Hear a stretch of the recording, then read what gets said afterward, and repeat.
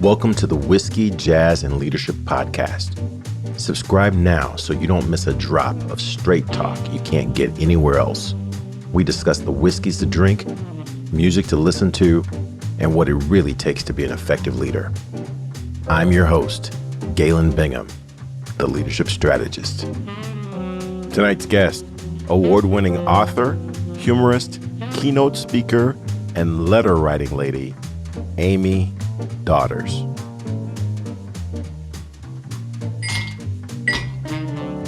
Hey, what you drinking?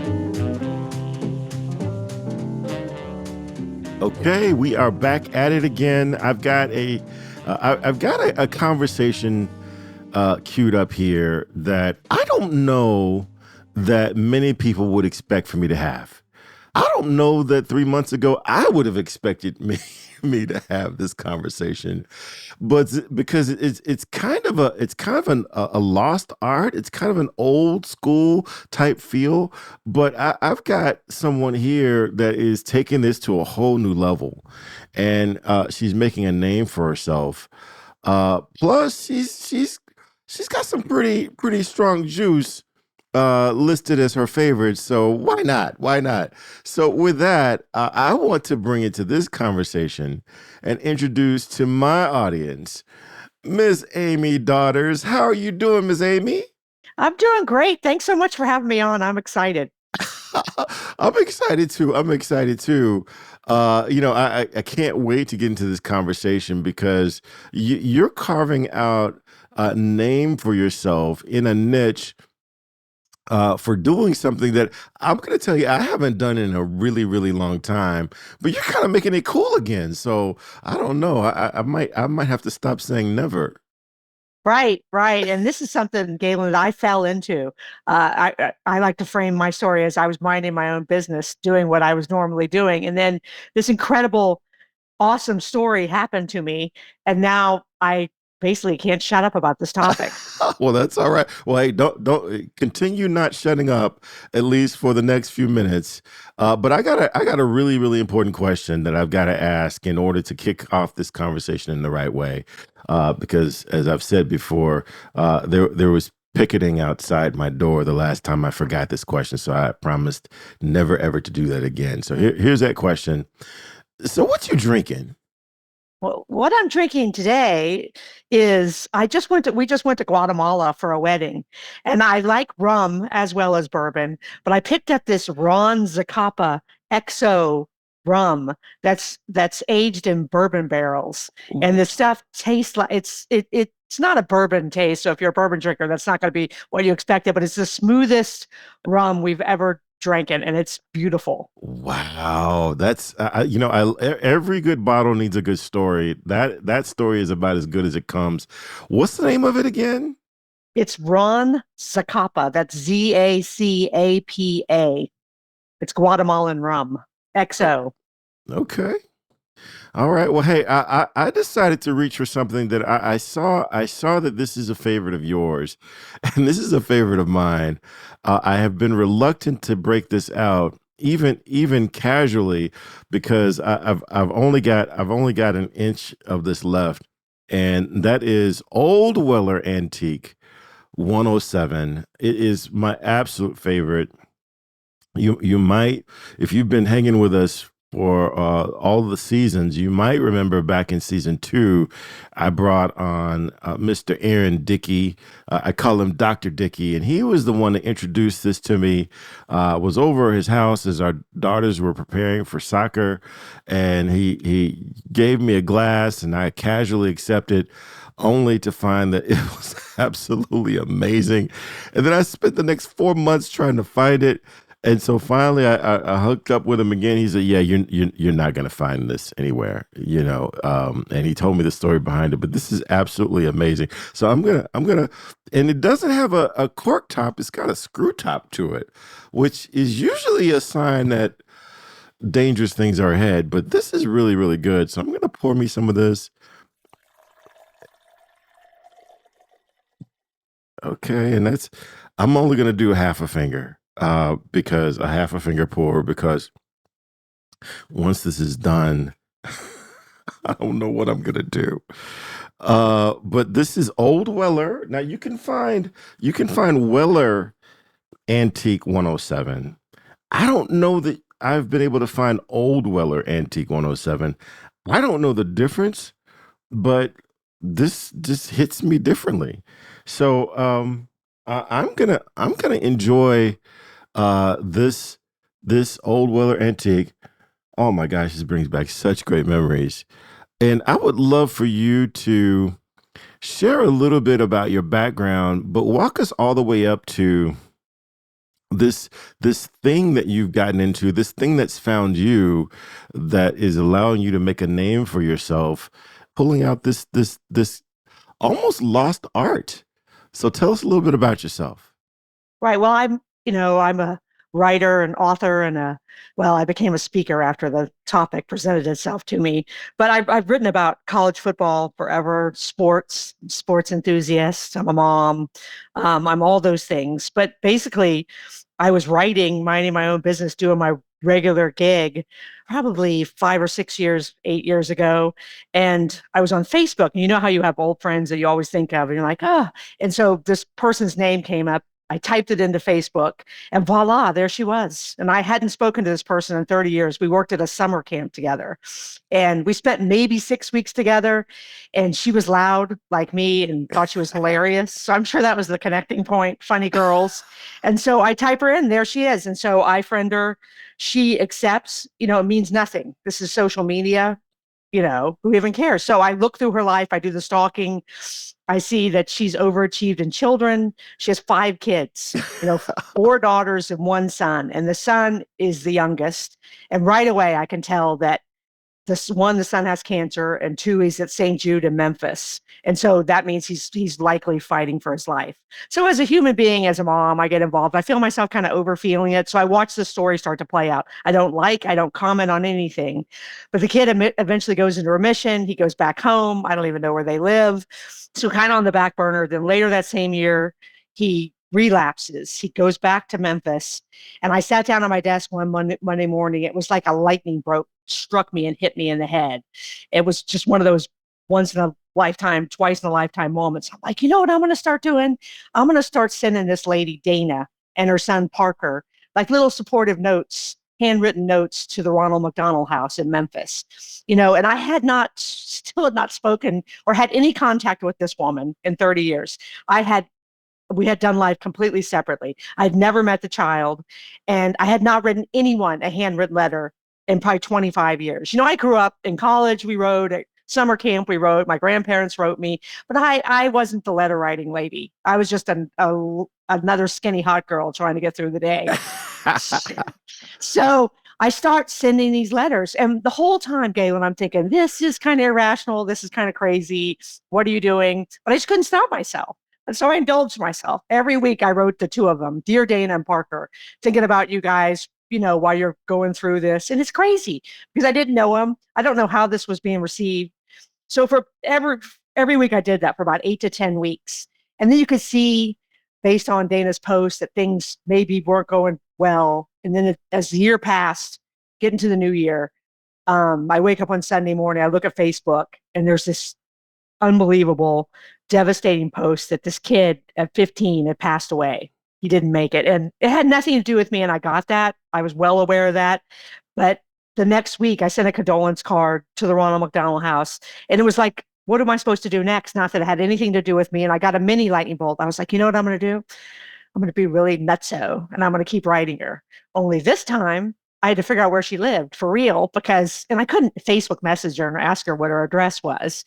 So I was like, oh, her husband's an attorney. I knew that from looking at her page, and I had met him before I had met her. And so crazily, like a real nut job, I just started sending the letters there to his law office. And again, I could not stop myself. I just couldn't stop. And so I send these letters for 4 months, and every time I sent a letter, Galen, I thought, this is the last letter I'm going to send because this is crazy. This girl's lost her son. She's devastated, and I'm sending her letters. And the letters got longer and longer.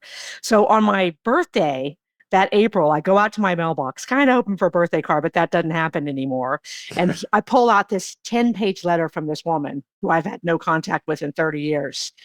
And it's a 10-page handwritten letter from Dana. And this kicks off 2 years of us seriously 2 years of us pen paling. We didn't text, we didn't email, we didn't message, we did nothing but write letters to each other.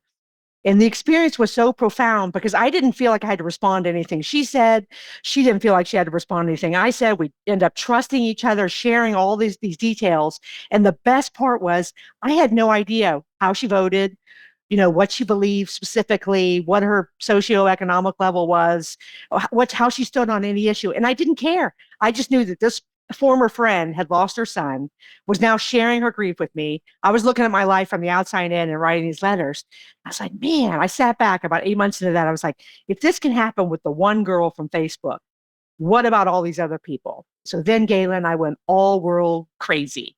I was like, I'm going to write all of these Facebook people. Because if this much goodness can come out of this one girl, what about the rest of these people? So I put everybody in an Excel spreadsheet. I printed it out. I cut into slips of paper, stuck in a box. I bought stationery. And I never thought I was really going to finish. I really, it was so non intentional. And that's what made it so magical. But I ended up spending 18 months writing 580 Mm. handwritten letters, and it blew up my life.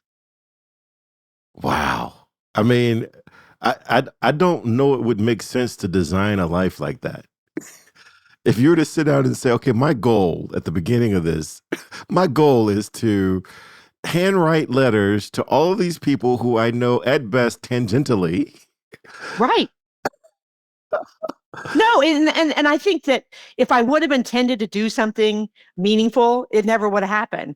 I just came up with, I was so inspired by this woman who's now my best friend, that and what I learned from writing her, that I went on the journey, never expecting to finish the journey, never expecting to learn what I learned along the way, to the point that I wrote a book about it and now I speak about it. And given any opportunity, I'll talk about it. And you've been on some national television, you got some national television coverage. Talk a little bit about that because this, again, this doesn't make sense if you're sitting down writing this out. I know you're a writer, but this doesn't make sense as a story. No, it's another worldly story, and you can frame that however you want to. But the book and the story, and I think it's the letter writing and the fact that it's so, and it's probably what piqued your interest. It's so unusual because nobody does it anymore, but it's so powerful that it can actually, whether you're a leader in an organization, whether you're just a human being connecting with relationships in your personal life, it has unlimited power to the point where Dana and I were on the Kelly Clarkson show. I've been on TV in Chicago and New York and across the country. I talk about it everywhere. I've been on, probably 100 podcasts. I mean, Kelly Clarkson was the big hit that no one ever gets. But it's down to the power of the story. It's not the book. I'm proud of the book. I think it's great, but that's not really the point. The book tells the story really well, but it's down to the reconnecting of people through a handwritten word and really the power of a handwritten note, which I had no idea coming into this. Yeah, I love it. I love your story, and you're probably one of the better people because you're a professional writer to help me describe the meaning behind the name of this podcast from your perspective. Because I see a lot of connections to whiskey, jazz, and leadership, but I'd love your perspective. For me, whiskey is about doing what you enjoy with the folks you enjoy it with.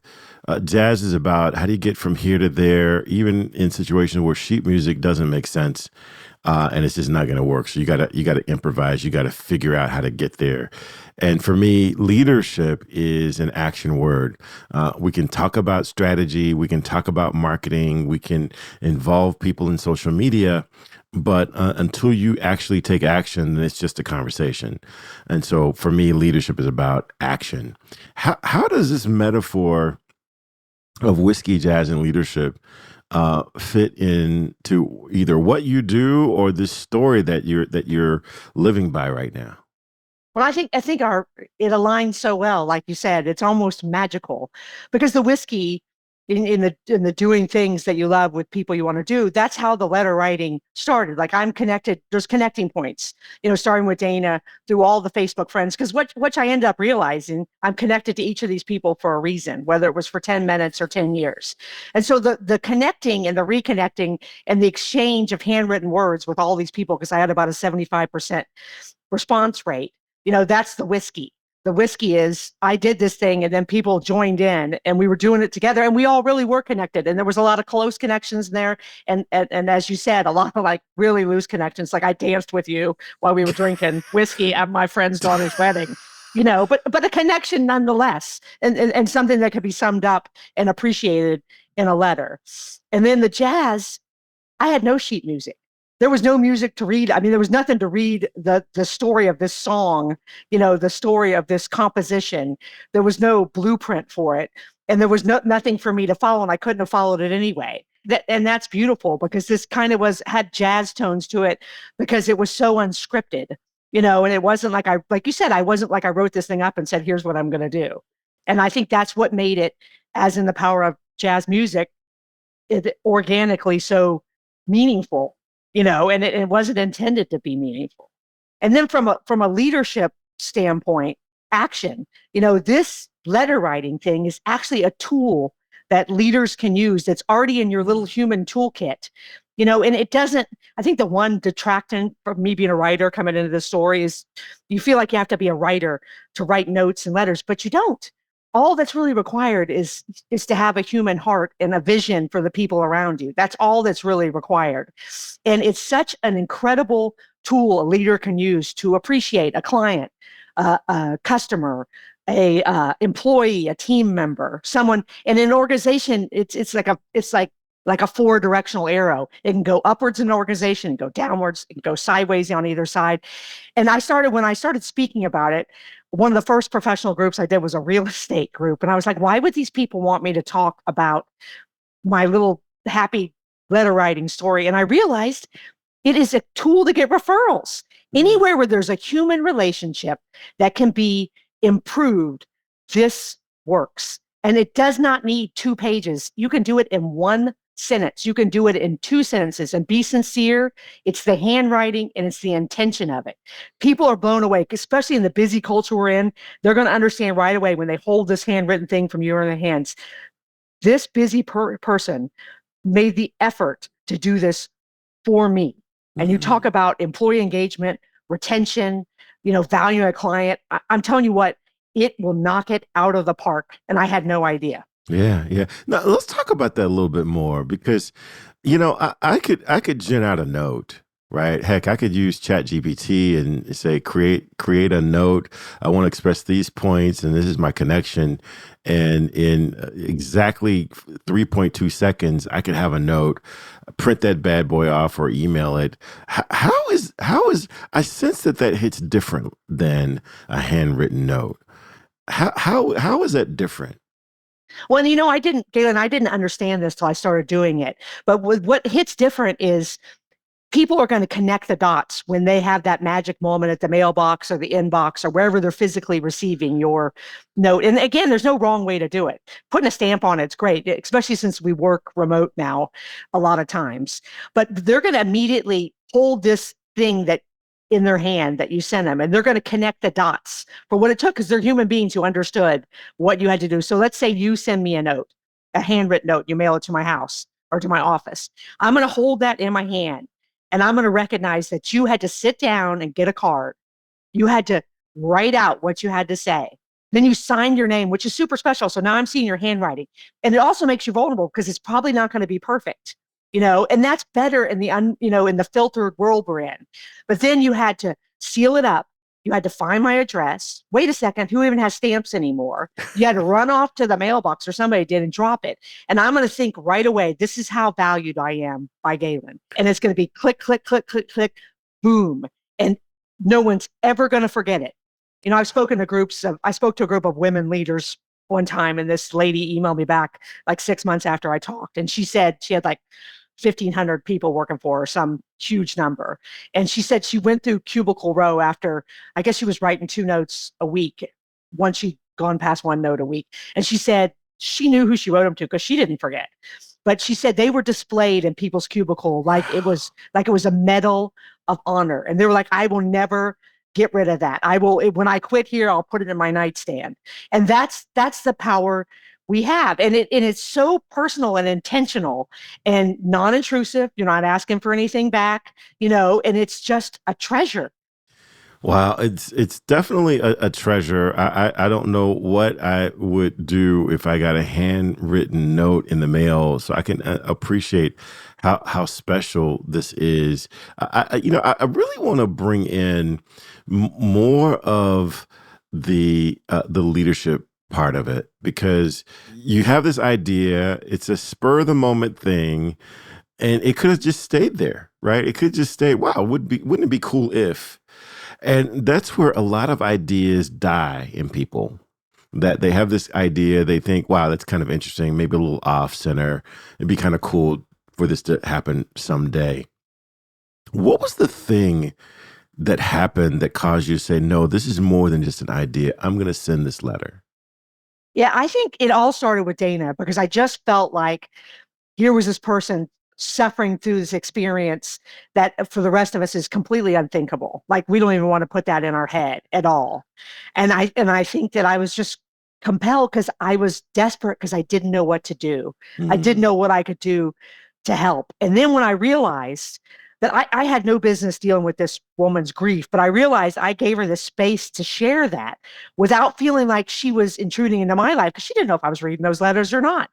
I realized the power in that through her to the point where I was like, this is something that could be, potentially, life changing. And then once I got past about 100 letters, I was like, this is the most special thing I'm ever wow. going to do. But I will tell you, Galen, that I still write a note a day, probably. I still, even after all those examples, after my life changing and unicorns prancing around and rainbows coming out of everyone's butt, like the best thing that ever happened outside of my kids and my husband, I still sit down every morning. I'm like, oh, am I really going to write another letter? Am I really going to put myself out there? And all I can tell you, if you get yourself over that speed bump, it will absolutely. And the thing is, you're doing it intending to affect someone else, another human being, no matter what framework or what lens you're going to put this through. Yeah. Really, the person who is the most changed is the letter writer. That's the bonus. Mm, Because as a leader, and I've talked to a lot of leaders about this, so I did not intend to talk to, you're going to look at the people around you different. You're going to look at your mm. clients differently because you're going to have taken that 10 minutes to look at them differently and say things like, hey, you did a great job in the meeting. Hey, way to go on hitting your sales number. Or even, and I found that it's even more impactful when it's something like one sentence, hey, I'm sorry you lost your dad. The whole team's thinking about you. Sincerely, Galen Bingham. Wow. And that completely floors people, and you don't have to write 100 sentences to make that kind of impact. Yeah. Okay. So let's talk about something that I know that I struggle with, a lot of my clients struggle with, and that is this area of perfectionism. Because you're a writer, you write for other people, for lots of people to read what you write. You may or may not have professional editors that validate that you wrote it in the way that makes sense. But there's no room for perfectionism here. What was that struggle like not to share your notes with an editor for them to proof before you send it out? And that's a great point. I do work with editors, in my writing. And so I knew, and my handwriting's not great either, which is hilarious, and I don't spell great. But all that came out in the letters. But the only way I can explain it is if you're going to write a letter, you're not going to rewrite it because you messed a couple things up.